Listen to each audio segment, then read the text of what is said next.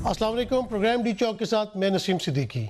पिछले दिनों आप लोगों ने दिल दहला देने वाले सोशल मीडिया के ऊपर जो वीडियोस देखी हैं, जो वाक़या हुआ सियालकोट में, बड़ी तकलीफ़ है, हर पाकिस्तानी को तकलीफ़ है। हर पाकिस्तानी सोशल मीडिया पे मीडिया के ऊपर आके अपने एहसासात का इजहार कर रहा है, क्योंकि जो कत्ल हुआ है वो एक गैर मुल्की का है। हम अपने मुल्क में सरमाया लाना चाहते हैं। FATF ने हमारे ऊपर पाबंदियाँ लगाई हुई हैं, एक्सपोर्ट्स हमारी कम है, हमारे मुल्क में मुआशी बहरान है इस वक्त। लेकिन मैं इस वक्त किसी सियासी या मजहबी तंजीम के बारे में बात नहीं करूँगा, मैं बात करूँगा यहाँ पे हजूम की, कि जब हजूम इकट्ठा होता है पाकिस्तान में तो वो क्या करता है। ये भी एक हजूम था जिसने कत्ल किया, बुरी तरह उस लाश को मसख किया और उसको जला दिया। इससे पहले भी कि हजूम ने पुलिस वालों को किस तरह मारा, मोटरवे वाक़या हो या इस तरह के वाक़यात पाकिस्तान में रोनमा होते रहते हैं। हम बात करेंगे कि इनका सद्दे बाप क्या है, इन वाक़यात के पीछे क्या जो बातें होती हैं, जो कारफरमा होती हैं, और हम इसको किस तरह दुरुस्त कर सकते हैं, क्योंकि पाकिस्तान का इमेज दुनिया में जो है वो बहुत बुरा जाता है। इसके लिए हमने आज दावत दी है जनरल रिटायर्ड अमजद शोएब साहब को, जो कि एक सीनियर तज्ज़ियाकार हैं, और स्टूडियो में मेरे साथ इस वक्त मौजूद हैं आरिफ चौधरी साहब, जो कि एडवोकेट सुप्रीम कोर्ट है।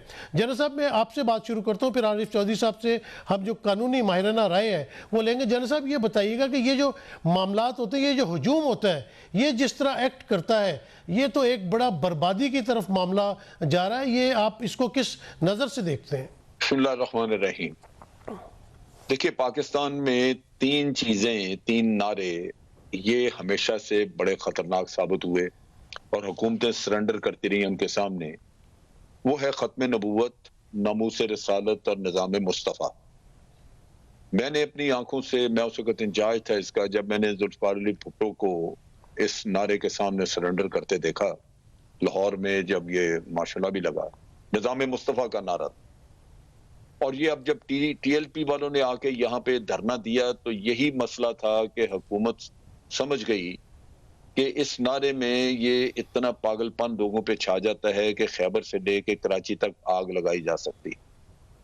कसूर इन हजरात का है जिन्होंने नारों को इस्तेमाल किया है अपने ज़ाती और सियासी मकासद के लिए, वो TLP हो या कोई भी और हो।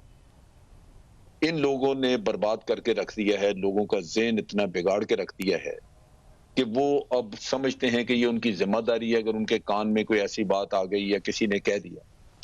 बहुत दफा तो ये होता है कि लोग अपने जाती मसले का, जाती झगड़े का बदला लेने के लिए झूठ इल्जाम आयद कर देते हैं किसी के ऊपर कि ये इन्होंने इस नामूस रसालत को इन्होंने पामाल किया है, तौहीन की है।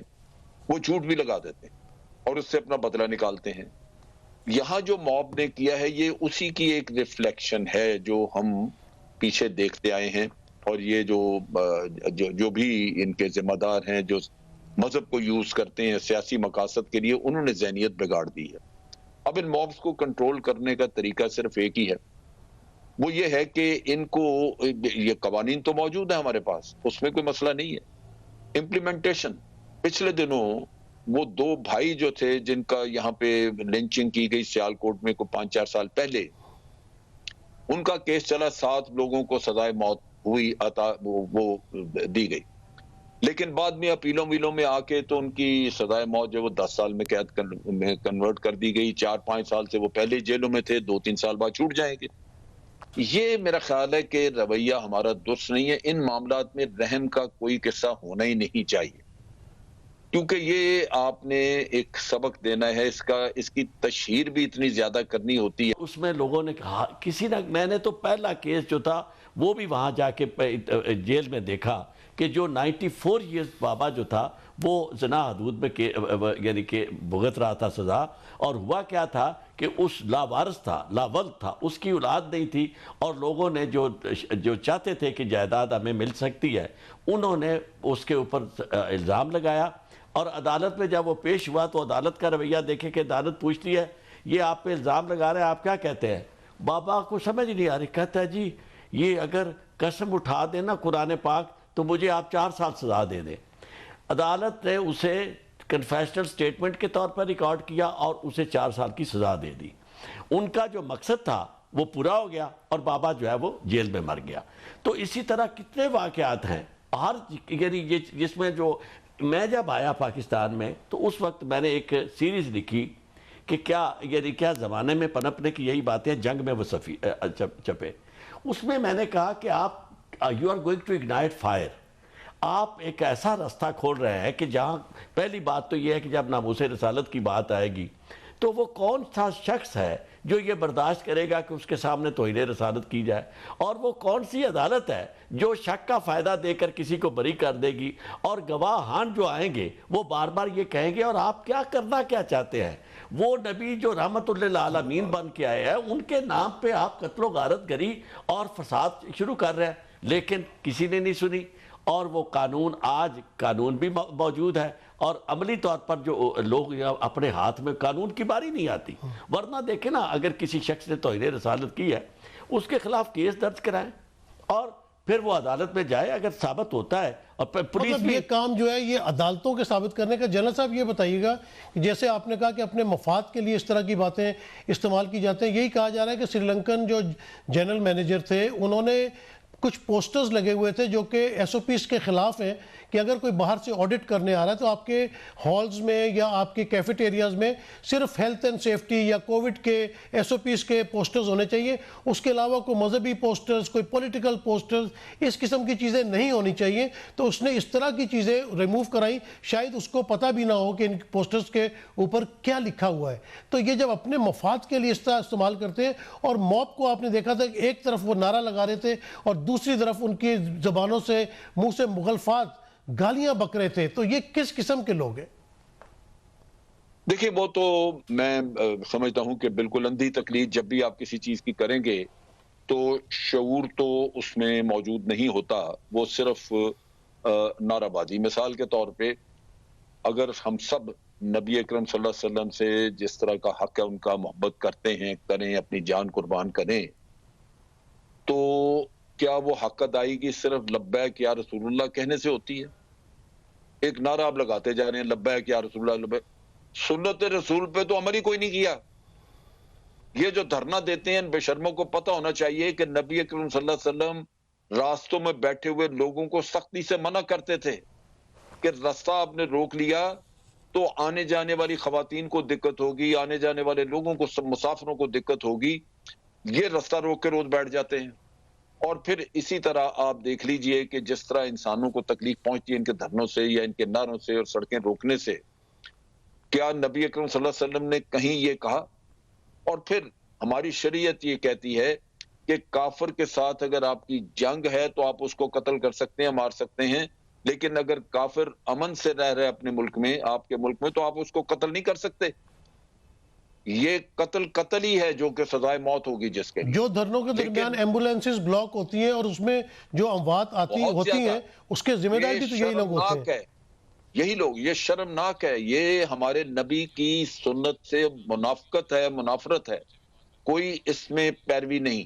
نبی اکرم صلی اللہ علیہ وسلم کے ساتھ محبت کا تقاضا یہ ہے کہ ان کے اعمال, ان کی سنت کے اوپر عمل کیا جائے. اس کے علاوہ باقی سب باتیں لبیک یا رسول اللہ, یہ فراڈ ہے, جھوٹ اور غلط. جنرل صاحب یہاں پہ ایک بریک لے لیتے ہیں, بریک کے بعد حاضر ہوتے ہیں. ہمارے ساتھ اس وقت سماجی کارکن جبران ناصر صاحب بھی موجود ہیں. بریک سے واپس آ کے ان سے بھی گفتگو کرتے ہیں. Stay tune.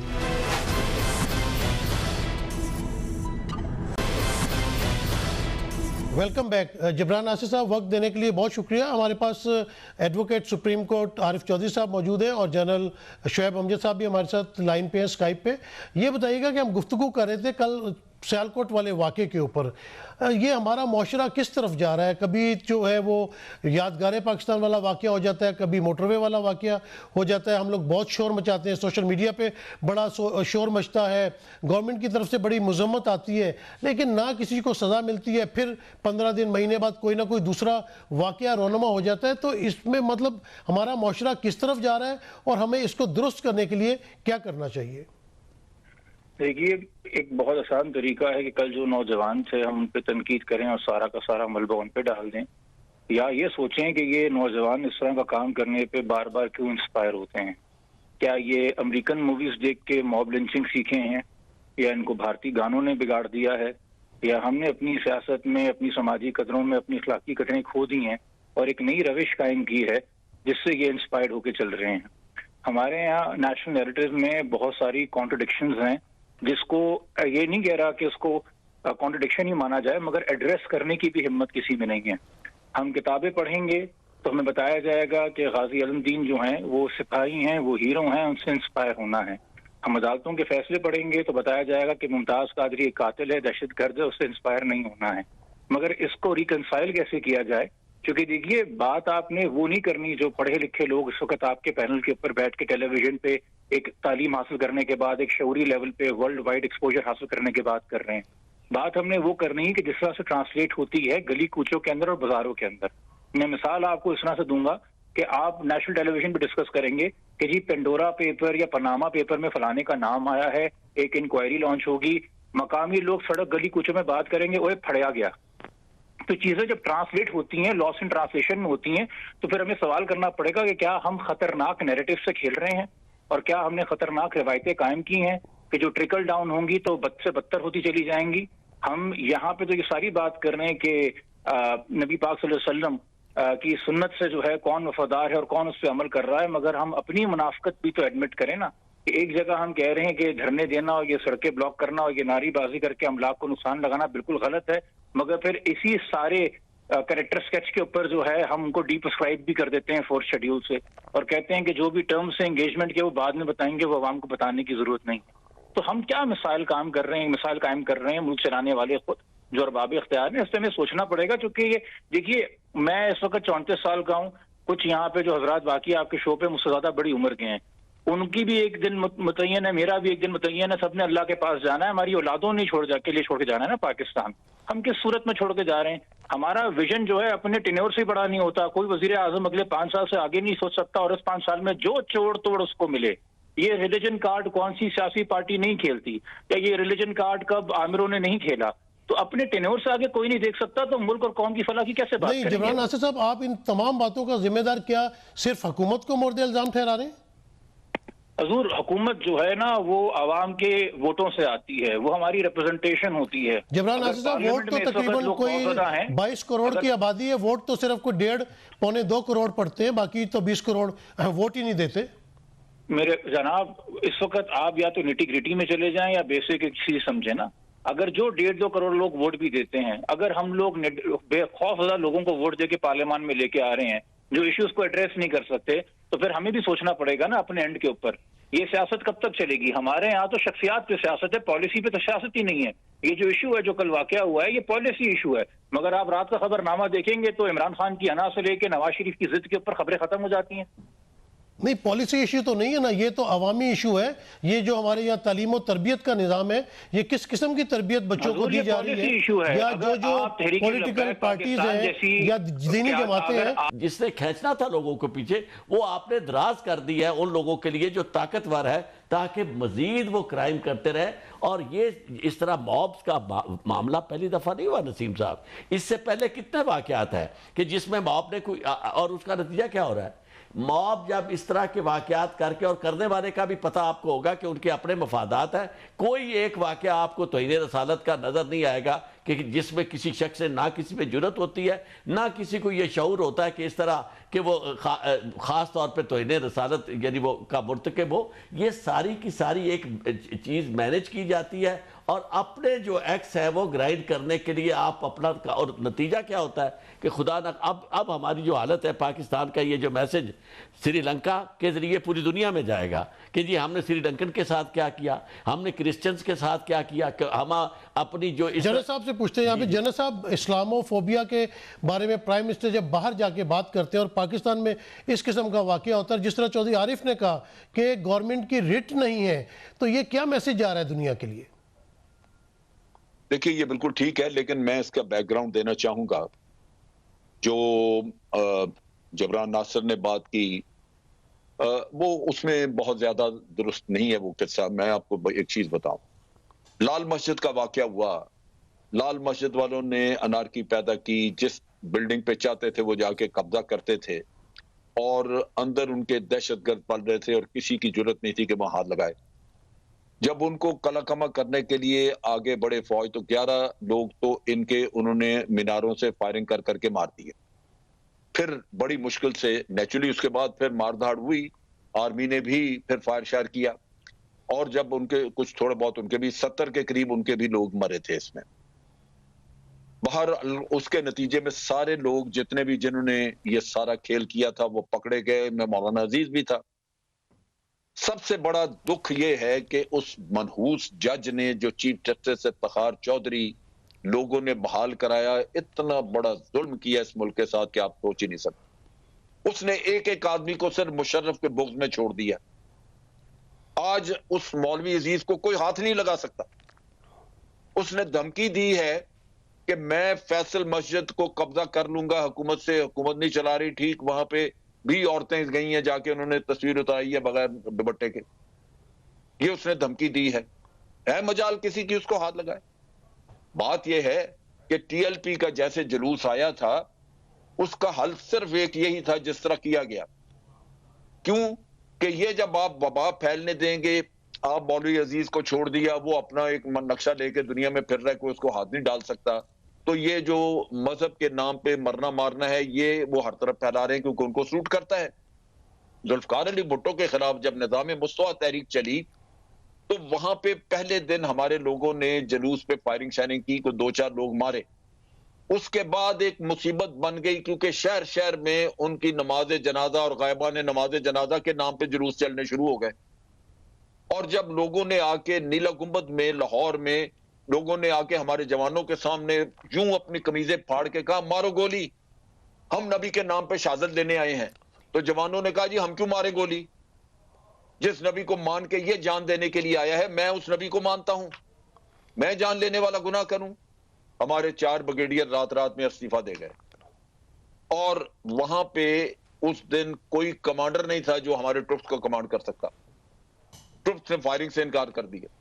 ये वो चीज है जो इनको बताई गई टीएलपी के बारे में कि टीएलपी आके बैठ गई है, ये नक्शा ना बन जाए कहीं, आपके अपने लोग ना फायर करने से इनकार कर दें, इनको भेजो किसी तरह। अगर आप ना भेजते तो आप देखते कि इस मुल्क में खैबर से लेके तो वहां तक कराची तक खून के दरिया होते। आपने देखा था उसका खादिम रिजवी का जनाजा, उसने फॉलोइंग अपनी बिल्ड कर ली है। जब आप एक छोटे से आदमी को आप एक जन्नात की शक्ल दे दें तो वो तो फिर आपके हाथ से बाहर हो गया। होना ये चाहिए था कि हुकूमत जब पता लगा कि ये इकट्ठे हो रहे हैं, इनके लीडरों शीडरों को लोगों को पहले ही बंद कर देते, जुलूस ही नहीं बनने देते। रिएक्ट नहीं किया, लेट हो गया, जब जमा हो गया फिर मामला खत्म। और ये हुआ क्या है, जब मॉडल टाउन में कादरी के लोग मारे इन्होंने और वो लोग मारे गए तो कादरी इनके लिए एक खतरा बन गया पीएमएलएन के लिए। इन्होंने उसका तोड़ करने के लिए इस रिजवी को खड़ा कर दिया और इसका कादरी का तोड़ किया इससे। और खुद ये राना सौल्ना ने भी माना है कि जो फैजाबाद में धरना हुआ था इन्होंने भेजा उसको, उनको कहा कि पंजाब में वो बैठे इनसे मुतालबा कर रहे थे लाहौर में, इन्होंने उनको कहा कि नहीं ये मुतालबा जो वजीर के इस्तीफे का है वो आप जाके उधर करें। जनरल साहब आप बड़ी इंपॉर्टेंट बात कर रहे हैं, लेकिन मुझे यहाँ छोटा सा वक्फा लेना है। वक्फे के बाद गुफ्तगू का आगाज हम यहीं से करेंगे। Take up.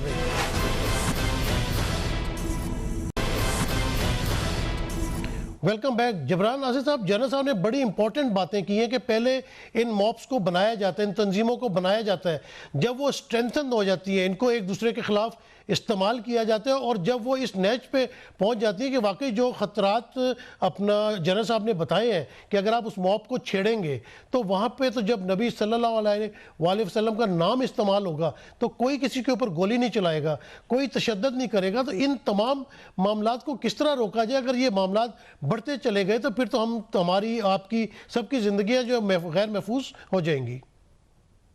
सर मैं बड़ी आसान सी बात करूंगा। लाल मस्जिद मैंने देखी हुई है, वहाँ पे बड़े मैंने मुजाहरे भी किए हैं, शायद मुझे सब जानते हो। वहां से मेरे ख्याल में वॉकिंग डिस्टेंस के ऊपर है हमारा सेंट्रल इंटेलिजेंस नेटवर्क पाकिस्तान का। उनको होश तब आई थी जब वहां पे असला हजारों की तादाद में पहुंच गया था और कमांडो तैयार हो गए थे और मीनारों का मुहासरा कर लिया था। या पहले दिन क्यों नहीं पता था जब पहला असला अंदर आया था? ये फैसले जो चौधरी इफ्तिखार ने दिए, मैं बतौर वकील खुद उनकी मजम्मत करता हूँ, मगर 2017 के अंदर जब इतना बड़ा झत्ता नहीं था और वो खादिम रिजवी साहब को इतनी शौहरत नहीं मिली थी तो 2000 रुपए क्यों बांट रहे थे, उनके लोगों को फैसिलिटेट कर रहे थे। बात वो बिल्कुल सही कर रहे हैं कि तंजीमें बनाई जाती हैं, उनको पनपा जाता है और फिर वो जो है सर का दर्द बन जाती हैं। تو یہ جو ہماری جبران ناصر صاحب یہاں پہ میں تھوڑی سی میری بات سن لیں. جو 2000 روپے بانٹے جا رہے تھے وہ مجمع کو جو ہے فوری طور پہ کم کرنے کے لیے بانٹے جا رہے تھے کہ تاکہ لوگوں کے پاس کرایہ بھی نہیں تھا. ندیم صدیقی ایسے نہیں. یہ غلط کہہ رہے ہیں, یہ غلط, یہ بالکل جھوٹ پھیلا رہے ہیں. جنرل صاحب میں آ رہا ہوں آپ کی طرف, جنرل صاحب میں آ رہا ہوں آپ کی طرف, میں آپ سے جواب لیتا ہوں اس بات کا. جی جبران صاحب اپنی بات مکمل کیجئے گا.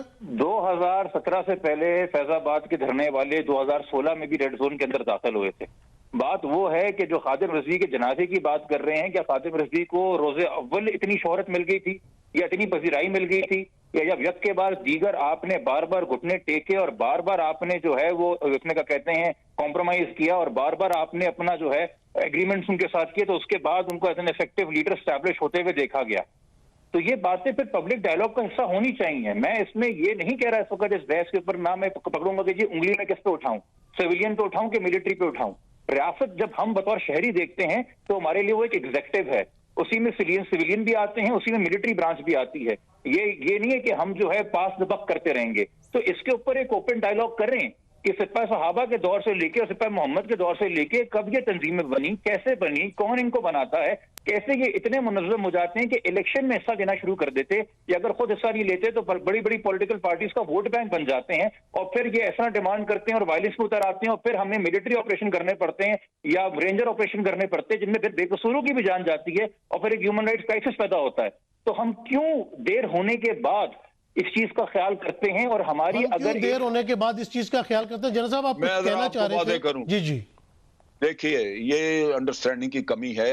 اصل مسئلہ یہ ہے کہ یہ ملک میں وبا بہت پہلے سے ہے. آپ دیکھیے کہ جب 1974 میں قادیانیوں والا قصہ کھولا, اس نے ذوالفقار علی بھٹو نے ان کو بین کیا, تو اس سے پہلے 1953 میں ایک مارشل لا لگا تھا, صرف اس وجہ سے کہ لوگوں نے ختم نبوت کا نعرہ لگایا, مولانا مودودی نے کروایا تھا. میں لاہور میں تھا, بچہ تھا, لوگوں نے جانیں دیں, میں نے اپنی آنکھوں سے دیکھا, چارپائیوں پہ ڈال ڈال کے لوگوں کو لے کے جا رہے تھے, مرے ہوئے, شہید ہوئے. یہ مسئلہ موجود ہے, لیکن حکومتوں کا ایکشن وہ وقت پہ ہونا چاہیے. اسی سال اپریل میں اسی تحریک لبیک نے جب یہ نعرہ لگایا اور وہ سڑکوں پہ آنا چاہ رہے تھے, تو اس حکومت نے خادم رضوی سمیت تمام لیڈرشپ پہلے ہی اٹھا لی اندر بند کر. ایک بھی بندہ ان کا باہر نہیں نکلا, کوئی جلوس نہیں بنا. خادم رضوی 1 مہینہ اندر پڑا رہا جیل میں. اس دفعہ انٹیلیجنس ایجنسیز بتاتی نہیں کہ یہ جلسہ, یہ جلوس نکالیں گے. کیوں نہیں حکومت نے ان کو پکڑ کے اندر کیا؟ آج سر سے بباٹ ٹل گئی ہے. آج ان کے لیڈروں کو وہ آپ انگیج کر کے ان کے ساتھ بات چیت طے کریں, مانے تو ٹھیک ہے, نہیں تو اندر بند کریں. کیونکہ بر وقت آپ نہیں جب کام کرتے چاہتا ہے اسے عدالت, اسے سب سے پہلے ریاست سے پوچھنا ہوگا. ریاست کو اعتماد میں لے کر پھر وہ مسجد بنائے گا. جہاں جس کا جی چاہے مسجد بنا لے. لوگوں نے تو یہ نہیں چھوڑا آپ کا پریزیڈنٹ ہاؤس, ان کی مہربانی ہے جو پریزیڈنٹ ہاؤس کے اندر نہیں گئے, باہر تک بھی. آپ کی ساری گرین بیلٹس جو ہے, کتنی حکومتوں نے اس معاملے میں چپ سا دی, اور L D A, C D A, یہ سارے ادارے جو ہیں وہ کس حد تک کمپلیس ہیں, ان کے ساتھ ملے ہوئے ہیں. اور اس کا نتیجہ کیا ہوتا ہے کہ جو شخص بھی اپنا کوئی کام نکالنا چاہتا ہے, وہ مسجد یعنی جگہ پہ قبضہ کرنا ہے, پہلے مسجد بناؤ, اس کے ساتھ دکانیں بنا لو, اور اس کے بعد جناب وہاں قبضہ کر لو, چاہے آپ گرین بیلٹ پہ کریں. یعنی ریاست تو اتنی کمزور ہو چکی ہے کہ اب یہ ان کے رحم و کرم پر ہے. ہر دور میں جہاں جب انہوں نے چاہا, چاہے وہ سپاہ صحابہ تھی, چاہے وہ سپاہ محمد تھی, کیا اختیار کسی شخص کو یہ حق پہنچتا ہے کہ آئین کی خلاف ورزی کرتے ہوئے وہ اپنی سپاہ بنائے, آرم فورسز تیار کرے, آرم فورسز تیار کر کے وہ سیدھا ریاست کو چیلنج کر دے کہ جناب ہم ہیں جو قانون نافذ کریں گے, آپ کون ہوں گے؟ اس کے بعد آپ خدا نہ خواستہ اسے کوئی بنانا ریاست کہے, اسے کہے کہ state of no governance, no state. یہ ساری چیزیں کہی جا سکتی ہیں جب تک اس معاملے میں. اور ایک اور بات, بڑی امپورٹنٹ بات ہے کہ ساری حکومتیں, جب حکومت میں کوئی شخص ہوتا ہے وہ سمجھتے ہیں کہ اسے مصیبت میں پڑا ہوا ہے. اپوزیشن ان لوگوں موبز کے ساتھ ہوتی ہے جو انہیں تھریٹ کر رہے ہوتے ہیں, ان کے ساتھ ہوتی ہے. جب وہ خود گورنمنٹ میں آتے ہیں اس وقت وہ قانون کی عملداری انہیں یاد آتی ہے. جب اس مسئلے پر سب ذہنی طور پر اور قلباً اکٹھے نہ ہوں کہ یہ معاملہ ریاست کا ہے، کل کو ہمیں بھی مشکلات آئے گی، چاہے کسی بھی گورنمنٹ، اس وقت تک پاسبل نہیں ہے۔ جبران ناصر صاحب، باتیں آپ تینوں نے بڑی اچھی کی ہیں، لیکن اس کا حل کیا نظر آتا ہے؟ معاشرے کو درست سمت میں کس طرح لے جایا جا سکتا ہے؟ اگر آج ہم شروع کریں گے تو اس کو بھی سالہ سال لگ جائیں گے، کیونکہ بگاڑ پیدا ہونے میں جب ڈیکیڈز لگ گئے ہیں تو درست ہونے میں بھی تو ٹائم لگے گا، لیکن درست سمت کا آغاز کس طرح کیا جائے؟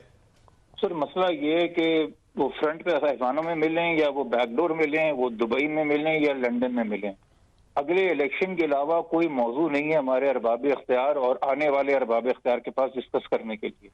کہیں پہ یا تو یہ سننے میں آئے نا کہ سیاسی پارٹیوں میں یا جن کو اسٹیبلشمنٹ کہا جاتا ہے اور ان میں سیاسی پارٹیوں میں اگلے 50 سال کا منصوبہ ڈسکس کرنے کے لیے مشاورت ہو رہی ہے۔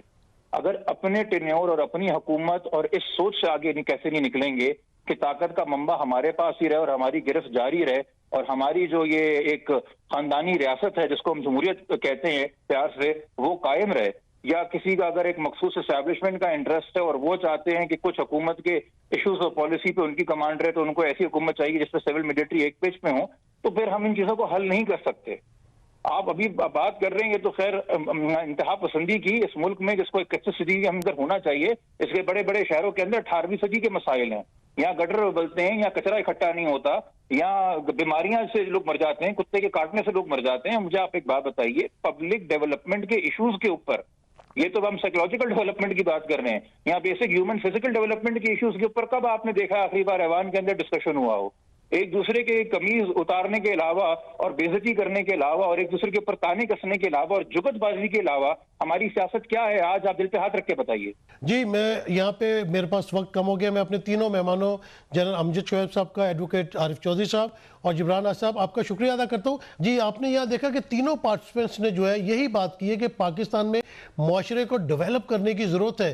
جب آپ اس طرح کے موبس کو بننے دیتے ہیں، اس طرح کی تنظیموں کو بننے دیتے ہیں، ان کو پنپنے دیتے ہیں، جب وہ بالکل ایک تناور درخت کی طرح تیار ہو جاتی تو ان کا مقابلہ کرنا مشکل ہو جاتا ہے، کیونکہ جس طرح جنرل صاحب نے مثال دی کہ ٹروپس جو ہے ایون وہ گولی چلانے یا ان کے اوپر کوئی ان کو گرفتار کرنے سے انکار کر دیتے، کیونکہ جہاں پہ بھی ہمارے پیارے نبی صلی اللہ علیہ وسلم کا نام لے کے کوئی بھی بندہ آئے گا تو ہم تو سب کو محبت ہے، ہم تو کسی کو کچھ نہیں کہہ سکتے۔ قانون پہ بیسیکلی عمل ہونا چاہیے، جھوٹ کے اوپر مبنی اس طرح کے واقعات نہیں ہونا چاہیے جہاں پہ آپ اپنے سیاسی سکور پورے کریں یا دینی سکور پورے کریں۔ یہ قانون اور عدالتوں کا کام ہے، یہ کام ان کو کرنے دینے چاہیے۔ ہمیں اپنے پیارے نبی حضرت محمد صلی اللہ علیہ وسلم کی تعلیمات پر عمل کرنا چاہیے۔ اگر ان کی تعلیمات پہ ہم کچھ بھی عمل کر لیں تو ہم ایک اچھے انسان بن سکتے ہیں، ایک اچھا معاشرہ بن سکتے ہیں، اور دنیا کو بھی یہی پیغام جائے گا کہ ہم اپنے نبی کے ماننے والے اچھے اور دیندار لوگ ہیں۔ اجازت دیجیے، اللہ حافظ۔